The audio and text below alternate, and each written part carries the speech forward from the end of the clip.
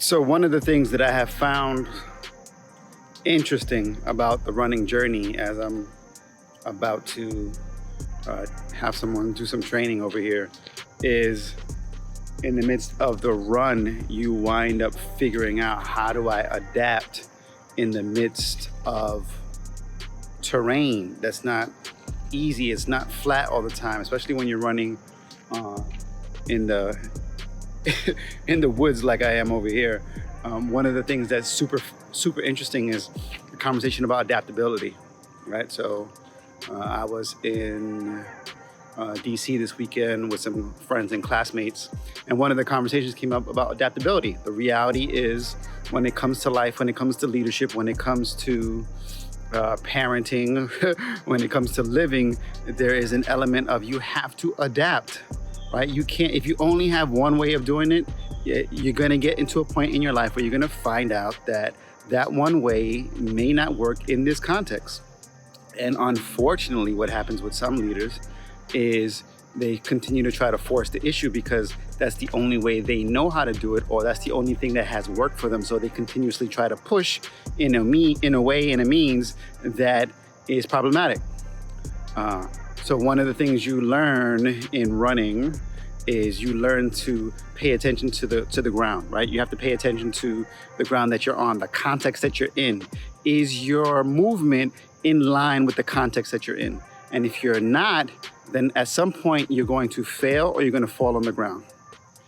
So we train on surfaces that are not flat, right? The dirt, which gives you a little more less shock on the knees, but it also forces you to learn how to adapt. So we're just going to push that adaptation conversation.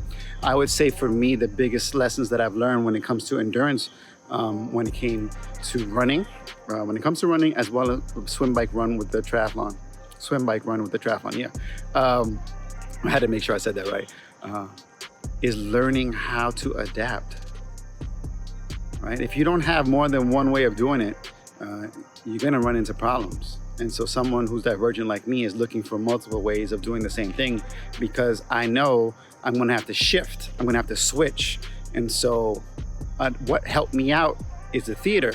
That helped me out because I had to learn on the stage, you have to make the adaptations, you have to change in light of what's going on, and you have to be okay with that, right? So that malleability is helpful.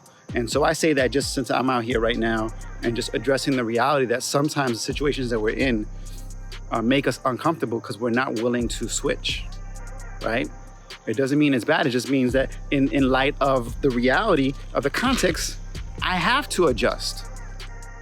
And great leadership requires that adjustment, that malleability, that willingness to switch and move because the context requires it.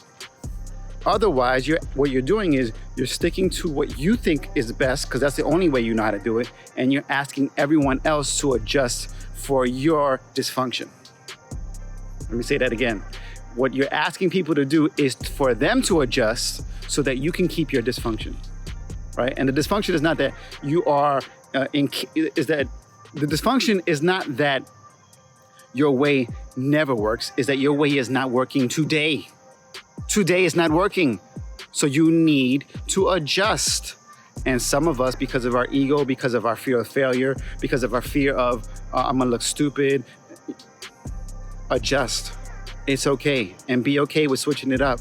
Because if you don't, you're not going to be able to last the long journey. That's the conversation. In order to make endurance work, you have to be willing to switch and adjust.